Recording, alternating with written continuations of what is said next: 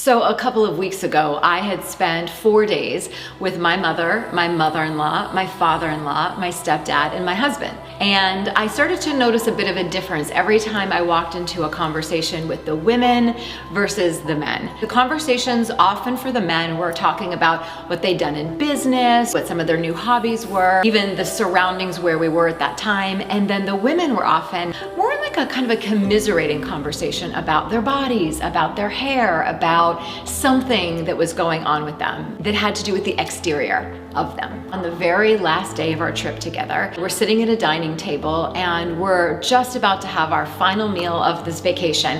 And I am listening to the two women go back and forth, commiserating and berating themselves. She's eaten so much that she's gained all this weight and I can't stand my smile. Oh my gosh, my hair's been so frizzy on this whole trip. My skin is so blotchy, and back and forth. It was just going on. I leaned back in my chair and I just waited to see how much longer it was gonna go. And it kept going. And I became so outraged that I leaned forward and I slammed my hands on the table and I said, stop, look what you're doing.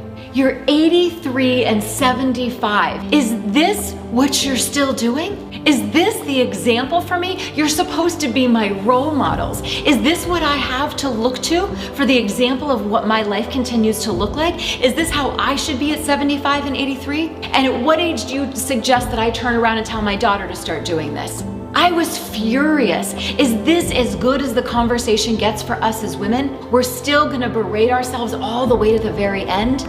And everyone was stunned silent. And I said, every time I walked into a conversation, this has been the theme. Meanwhile, every time I walked into a conversation of the men, it had an energy that was completely different. Why do we do this as women? We have to understand how harmful watching the women that are supposed to be our role models, our leaders, talking and living like this. You get to be the leader in your own family. You get to be the one who continues to bring these hard conversations to the surface. Because what is so interesting then, as the hours after that followed, I caught them both multiple times start to berate themselves and then catch themselves and even kind of laugh and say, oh my gosh, I almost just did it again. I said, right, it's become a part of the constant loop that you play. It is such a bad habit, but you can break it. And I'm actually begging you to, for my sake and for all of your granddaughters. What I wish women were talking about is ideas and dreams or regrets or life lived or moments that really were pivotal moments where they learned something new. I want to sit at the feet of women and have their stories flowing into me where I am just